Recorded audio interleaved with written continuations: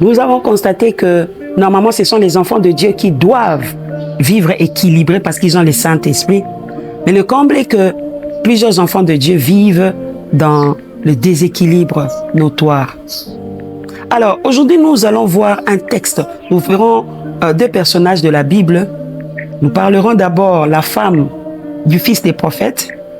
Cette femme qui est venue voir l'homme de Dieu, Élisée, pour lui dire « Ton serviteur, mon mari, craignait l'Éternel, il est mort et il nous a laissé dans des dettes.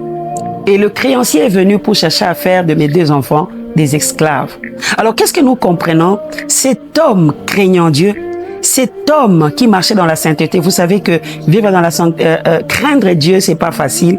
Pour craindre Dieu, tu dois normalement être une personne qui reste dans la présence de Dieu, qui prie beaucoup, et c'est la prière qui nous rend forts et qui nous rend capables de vivre dans la sanctification. Donc cet homme craignait Dieu, cet homme vivait dans la sanctification. Mais le comble est que cet homme est mort pauvre.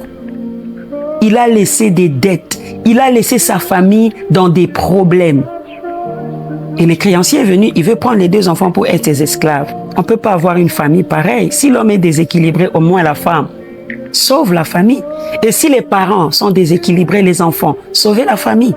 Mais cet homme servait le Seigneur, craignait le Seigneur, priait, mais il a manqué une chose, le travail. Bon, certains diront que il était en temps plein. Je vous dis que le temps plein, c'est bon, c'est biblique, mais rares sont ceux-là que Dieu a appelés en temps plein. Il y a d'autres personnes qui sont tout simplement paresseux et qui se cachent derrière le temps plein.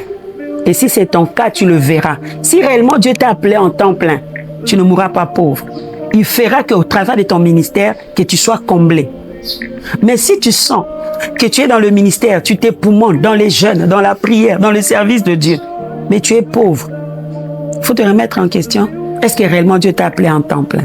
Alors, cet homme est mort pauvre. Le comble est que la femme aussi, pendant que le mari priait, se sanctifiait, servait le Seigneur, la femme aussi était déséquilibrée. Elle avait les mains croisées, elle attendait tout de son mari. Et là, j'aimerais parler à une femme qui est en train de me suivre. Tout le monde dans la famille ne peut pas être déséquilibré parce que là, vous êtes exposé.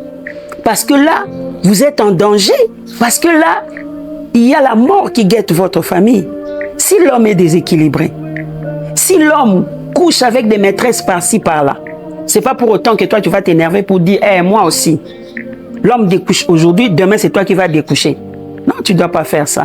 Quand tu constates que l'homme est déséquilibré, il y a des choses qu'il devait faire, il ne fait pas. Il ne sait pas gérer l'argent. Il ne sait pas gérer son sexe. Il ne sait pas gérer la famille. Il n'a pas de vie de prière.